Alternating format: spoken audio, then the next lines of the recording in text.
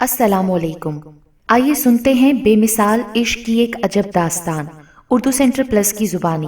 لیکن اس سے پہلے میرے چینل اردو سینٹر پلس کو سبسکرائب کر کے بیل نوٹیفیکیشن کو آن کر دیں تاکہ آپ میری تمام اپڈیٹ سے آگاہ رہیں۔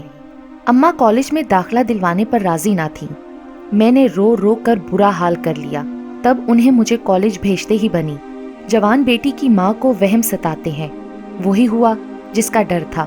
کالج کا دوسرا دن تھا، گھر سے نکلی تو دو آنکھیں تعقب کرنے لگیں۔ میں نے نظریں چرا لیں، بے نیاز بن گئی اور اپنی راہ چلتی کالج پہنچ گئی۔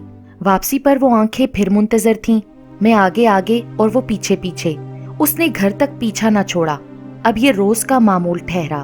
لاکھ بچ کر نکلنا چاہا، مگر یہ نظریں ایسی تیز کہ جدھر مڑتی اپنے جسم کے اندر ان کی تپش محسوس کرتی۔ مشکل یہ تھی کہ گھر پر کسی سے اس بات کا تذکرہ بھی نہ کر سکتی تھی۔ بتانے کا مطلب صاف تھا کہ گھر والے کالج جانے سے روک دیتے، اس طرح تعلیم کا خواب پورا نہ کر پاتی، اور ایسا میں کسی قیمت پر نہ چاہتی تھی۔ 1 سال یوں ہی گزر گیا۔ آفرین ہے اس بندے پر، روزانہ اس نے یہ کٹھن ڈیوٹی دی، مجھے کالج سے گھر اور گھر سے کالج، گویا وہی پہنچانے اور لانے والا تھا۔ تعجب کی بات یہ کہ اس عرصے میں کبھی کلام کیا اور نہ تنگ کیا، بس مجھ سے تھوڑے سے فاصلے پر پیچھے پیچھے چلتا تھا، اور جب میری منزل آ جاتی غائب ہو جاتا۔ آخر کار میں نے اس کی دیوانگی سے سمجھوتا کر لیا۔ سوچا میرا کیا جاتا ہے، اپنی زندگی برباد کر رہا ہے، اپنی ٹانگیں تھکاتا ہے اور اپنا وقت برباد کرتا ہے۔ مجھے کچھ نہیں کہتا تو میری بلا سے، جس دن کچھ کہا تو دیکھ لوں گی۔ شروع میں ڈرتی تھی، رفتہ رفتہ اعتماد آتا گیا۔ اب اکیلے کالج آتے جاتے ڈر نہ لگتا تھا۔ جو تعقب کرتا تھا اس کو اپنا محافظ اور چوکیدار تصور کر لیا تو سکون سے تعلیمی سفر جاری رکھا۔ بالآخر میرا ستارہ گردش میں آ گیا۔ ایک روز جبکہ کالج میں پارٹی تھی، میں اپنے راستے پر جا رہی تھی، اچانک وہ سامنے آ گیا۔ میں اس کو اس کے قدموں کی آواز سے پہچانتی تھی۔ پہلی بار صورت دیکھی اور بس دیکھتی رہ گئی۔ خود پر قابو نہ رکھا اور پوچھا، کیا بات ہے مسٹر؟ کمال کے مستقل مزاج ہو، ابھی تک ہمت نہیں ہاری؟ بولا، آج ہمت ہار دی ہے۔ یہ کہہ کر جلدی سے ایک رکا تھما دیا اور چلتا بنا۔ حیرت کی بات تھی کہ وہ میرا نام بھی جانتا تھا۔ پہلے اس رکے کو گھورتی رہی، سوچتی رہی کہ پڑھوں یا بغیر پڑھے پھاڑ دوں، مگر اسی لمحے تجسس نے دامن پکڑ لیا۔ گھر لا کر اسے پڑھا۔ لکھا تھا، میں کوئی لوفر یا آوارہ شخص نہیں ہوں، تم کو دیکھا تو بس پھر بھلا نہ سکا، تمہارے گھر شادی کا پیغام بھجوانا چاہتا ہوں، اجازت دو۔ عجب پاگل جنونی آدمی ہے، سوچا جان نہ پہچان چلا ہے عمر بھر کا ساتھی بننے۔ مجھے کیا پتا کہ لوفر ہے یا شریف خاندان کا ہے، نکما ہے کہ مالدار ہے۔ لگتا تو نکما سا تھا، پر صورت لاکھوں میں ایک تھی، مگر اجنبی انجان تھا۔ بھلا کوئی کیسے راہ چلتوں پر اعتبار کرے؟ اس نے اپنا نام سعود لکھا تھا اور گھر کا پتہ بھی درج تھا۔ اپنی سہیلی کو رکا دکھایا کہ معلوم نہیں کون ہے، کالج کے پہلے دن سے پیچھا کر رہا ہے۔ اس نے نام پتہ پڑھا، بولی، جانتی ہوں اس پاگل کو، یہ میرے چچا کا بیٹا ہے، اکلوتا لاڈلا اور مالدار باپ کا بیٹا، پڑھا لکھا ہے، ان لوگوں کا اپنا بزنس ہے۔ سعود برا نہیں ہے، بہت اچھا لڑکا ہے، بس یوں سمجھ لو کہ عشق میں گرفتار ہو گیا ہے بیچارہ۔ اور جانتی ہو نا کہ عشق نہ پوچھے ذات۔ میں نے کہا، نازی مذاق مت کرو، اس مسئلے کا حل نکالو، اب حد ہو گئی ہے۔ 1.5 سال تک خاموشی سے برداشت کیا ہے۔ وہ بولی، تم بڑی سنگدل ہو، پھر بھی تمہارے دل میں اس کے لیے کوئی نرم گوشہ نہیں پھوٹا؟ اری نادان، کوئی اتنا بھی کسی کو چاہتا ہوگا کہ برسوں خاموشی سے اس کے پیچھے چلتا رہے؟ صبر تم نے کیا ہے یا اس نے؟ اب کیا کروں بھائی، نوبت تو پرچے بازی تک آ گئی ہے۔ ارے بھائی، کوئی اتنا چاہنے والا پھر کبھی زندگی میں ملے گا؟ سنجیدگی سے سوچو۔ ہاں کہتی ہو تو میں چچی جان کو تمہاری امی کے پاس بھجواتی ہوں، وہ رشتے کی بات کر لیں گی، پھر جو جواب تمہارے والدین سے ملے وہ ان کی قسمت۔ غرض کئی دن نازی میرے ذہن کو ہموار کرتی رہی اپنے کزن کے لیے، تب میں بھی سوچنے پر مجبور ہو گئی کہ رشتہ تو مناسب ہے۔ میری خاموشی کو نیم رضامندی جان کر نازیہ اپنی چچی کو ہمارے گھر لے آئی۔ انہوں نے آتے ہی سیدھی بات کی کہ بیٹے کے لیے رشتہ مانگنے آئی ہیں۔ وسیلہ نازی بنی تھی، اس لیے امی نے خاتون کی بات غور سے سنی اور حال احوال معلوم کیا۔ جب ہر طرح سے تسلی ہو گئی تو کہا کہ کچھ دن بعد سوچ کر جواب دوں گی۔ میرا FA کا نتیجہ آ گیا، میں اچھے نمبروں سے کامیاب ہو گئی تھی۔ اب سعود کے گھر والے بار بار آنے لگے۔ ادھر نازیہ سے سعود پوچھواتا کہ شازی کے گھر والے جواب کیوں نہیں دیتے، کتنی مدت سوچنے میں لگائیں گے۔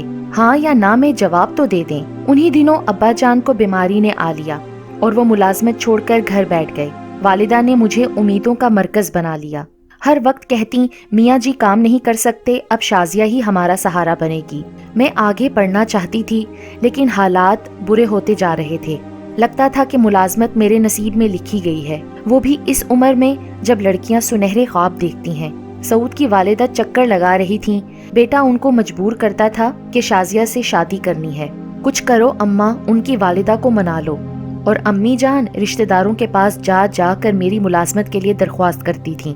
ایک روز امی کے کزن آئے اور کہا کہ شازیہ کے لیے ملازمت ڈھونڈ لی ہے، اگر کرنی ہے تو درخواست اور مطلوبہ کاغذات دے دو۔ میری تو جان جا رہی تھی، میں ملازمت کی چکی میں پسنا نہ چاہتی تھی، لیکن والدہ کی بھاچیں کھل گئیں، اپنے کزن کو دعائیں دینے لگیں، بھیا اللہ تعالیٰ تم کو اس کا اجر دے، تم نے ہم پر بڑا احسان کیا ہے۔ شازیہ نے جو پڑھنا تھا پڑھ لیا، اب اس کو ملازمت کرنی پڑے گی اور بچوں کو بھی پڑھانا ہے، بچوں کا اسکول جاری رکھنا ہے، کم از کم یہ بچے میٹرک کر لیں، پھر شازیہ کی شادی کا سوچوں گی۔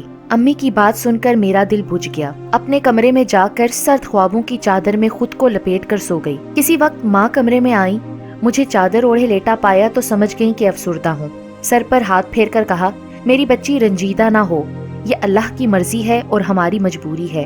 تمہارے والد کو کینسر ہو گیا ہے، ان کی زندگی کے دن زیادہ نہیں ہیں، میں مجبور ہوں، ورنہ کون ماں نہیں چاہتی کہ اس کی بیٹی دلہن بنے، اس کا گھر آباد ہو، مگر کبھی کبھی بڑے بچے کو چھوٹے بہن بھائیوں کے لیے قربانی دینی پڑتی ہے، یہ ان کی زندگی کا سوال ہوتا ہے۔ میں نے بمشکل آنسو پی لیے اور کہا، امی جان فکر نہ کریں، ملازمت کروں گی، آپ کی امیدوں پر پوری اتروں گی، بڑی جو ہوں میں نہیں تو اور کون قربانی دے گا۔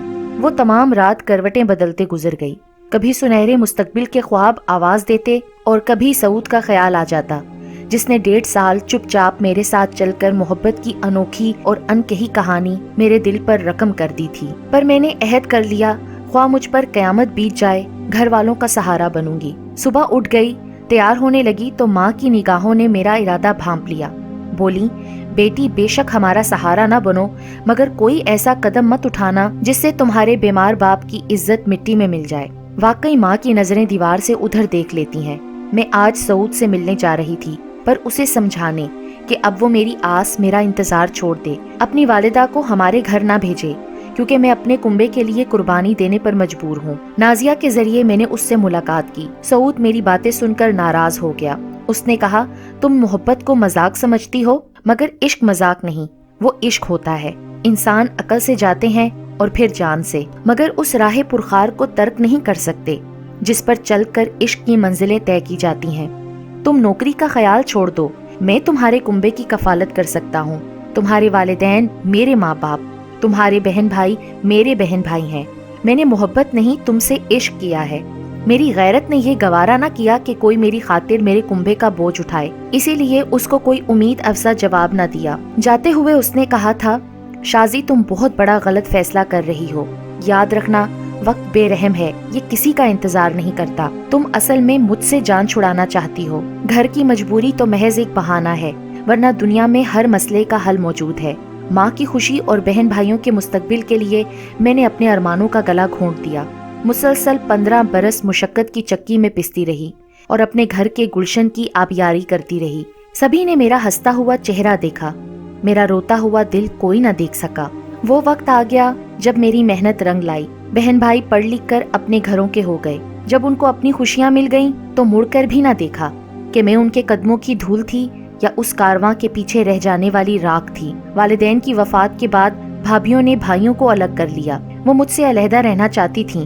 بہن اپنے گھر کی ہو گئی اور میں جیون کی کشتی کھینچنے کے لیے اکیلی رہ گئی۔ جب عمر 42 سال ہو گئی تو سعود یاد آیا، جس نے کہا تھا کہ وقت بڑا بے رحم ہے، یہ کسی کا انتظار نہیں کرتا۔ بہت تنہا تھی۔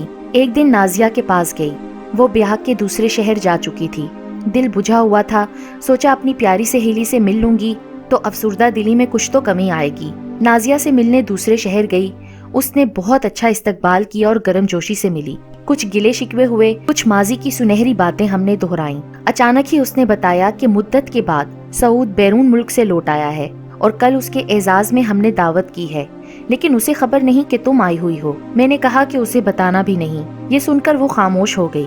رات کھانے پر نازیہ کے گھر مہمانوں کی آمد شروع ہو گئی۔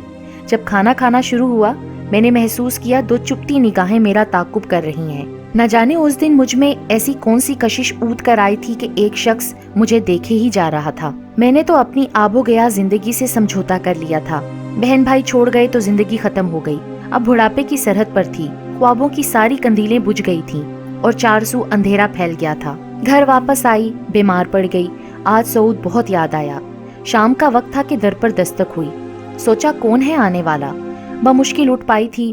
در کھولا تو سعود سامنے کھڑا تھا، نازیہ بھی ساتھ آئی تھی۔ بخار تیز ہو چکا تھا، انہوں نے مجھے سہارا دیا۔ بخار کی شدت سے میں تپ رہی تھی، مجھے سنبھالا، ڈاکٹر کے پاس لے گئے۔ نازیہ نے یخنی تیار کر کے پلائی، یہاں تک کہ میں اپنے پیروں پر کھڑی ہونے کے قابل ہو گئی۔ تبھی سعود نے کہا، نازیہ کے گھر تم کو دیکھا تو پرانا گھاؤ جو بھرا نہ تھا یکدم ہرا ہو گیا۔ نازی کو مجبور کر کے لایا ہوں۔ تم سے کہا تھا نا کہ وقت کسی کا انتظار نہیں کرتا، مگر دیکھو میں نے تمہارا انتظار کیا، ابھی تک کر رہا ہوں، کیونکہ میں وقت نہیں ہوں اور بے رحم بھی نہیں ہوں۔ تم بے رحم تھی، مجھ کو ٹھکرا دیا، اور آج تم کتنی تنہا ہو، کوئی تمہارا پرسانے حال نہیں ہے۔ اس روز میری بات مان لیتی تو میں تمہارے گھر والوں کا سہارا بنتا۔ سعود تم کیوں کر سمجھو گے، یوں بھی دکھ ملے ویسے بھی ملتے۔ انسان اپنی انا کو توڑ کر کبھی سالم نہیں رہتا۔ تم نے عشق کیا تبھی تم ثابت قدم رہے، مگر میں نے عشق نہیں کیا تھا۔ تمہارا رشتہ مناسب لگا، تم اچھے لگے، اور شادی میری عمر کا تقاضا تھا، مگر تمہارا احسان نہ میں لے سکی، مجھے معاف کر دینا۔ راہ عشق میں معافی نہیں ہوتی۔ اس نے جواب دیا، تم کو معافی مل جائے گی مگر مجھے نہ ملے گی۔ میں جب تک جیوں گا سولی پر لٹکتا رہوں گا، کیونکہ میں نے عشق کیا ہے۔ میں تمہاری بات نہیں سمجھ سکا تھا، تم بھی ویسے ہی میری بات نہیں سمجھ سکتی۔ میں دنیا گھوم آیا ہوں، گھاٹ گھاٹ کا پانی پیا ہے، مگر شادی نہیں کی۔ تم مجھ سے شادی کر لو، عمر بیت چکی ہے، اب شادی کرتے کیا اچھی لگوں گی؟ شادی کا وقت تو گزر چکا ہے، پینشن ملتی ہے، بڑھاپے میں نان نفقے کی فکر نہیں ہے۔ نازیہ نے مگر ہار نہ مانی، پیچھے پڑ گئی۔ آخر میری اور سعود کی شادی کروا کر ہی اس نے دم لیا۔ آج سعود کہتے ہیں، ہم نے سنہری خوابوں کی طرح شادی نہیں کی، لیکن ہمیں پھر بھی ایک دوسرے کا ساتھ چاہیے۔ بڑھاپے میں مخلص ساتھی کی ضرورت ہوتی ہے۔ سعود کے ساتھ نے پھر سے جینے کا حوصلہ دیا تو میں زندگی کے مسائل کا مقابلہ کرنے کے قابل ہو گئی۔ آج بھی جب دو آنکھیں میرا تعاقب کرتی محسوس ہوتی ہیں تو کہتی ہوں، سعود تم بڑے مستقل مزاج ہو، تمہاری محبت کے استقلال کی مثال ملنی مشکل ہے۔